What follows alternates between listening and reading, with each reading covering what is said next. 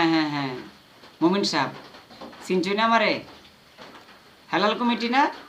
হ্যাঁ, ফোন দিছিলাম হইল যে ফুলাফান তো মনে করেন যে রোজা রাখিয়া ল্যাঙ্গা হয়েছে শৈল আর ইট ইজ দ্য নোট কুলাইতাছে, তখন ঈদটা কি কোনো রকম 2 দিন আগুয়া দেওয়ান যায় না?